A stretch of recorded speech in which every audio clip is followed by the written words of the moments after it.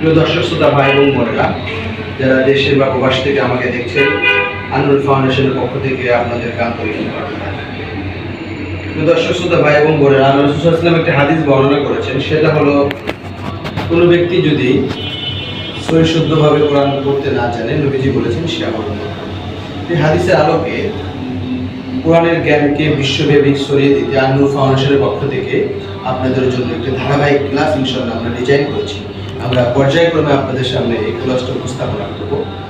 আমরা এই ক্লাসের প্রথমে আমরা কারা শিখতে পারবেন, যারা কোরআন শিখেছেন এখন ভুলে গিয়েছেন, অথবা যারা কিছু কিছু জানেন কিন্তু পুরোপুরি এখনো জানেন না, একেবারে যারা নতুন শিখছেন তাদের জন্য আমরা এই ক্লাসটা ডিজাইন করেছি।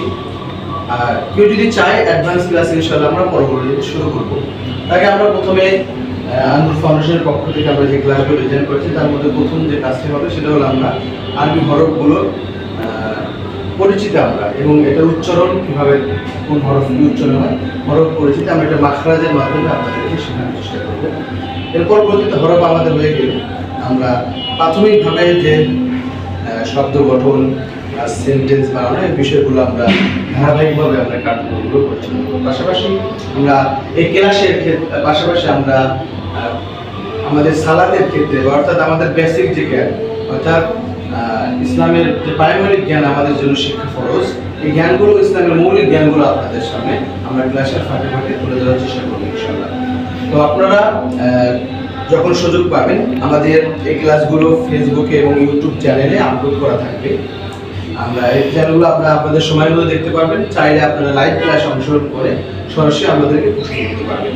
আর আপনাদের প্রশ্নগুলো আমাদের ইনবক্সে এবং কমেন্টের মাধ্যমে জানাবেন। ইনশাআল্লাহ চেষ্টা করবো যথাযথভাবে আমরা এর উত্তর দেওয়ার জন্য। তাই আপনারা আনরুল ফাউন্ডেশনের সাথে থাকেন।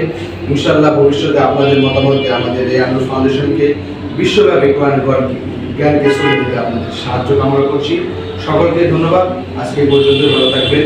পরবর্তী দেখা হবে নতুন কোনো ভিডিও নিয়ে। আসসালামু আলাইকুম ওয়া রাহমাতুল্লাহ।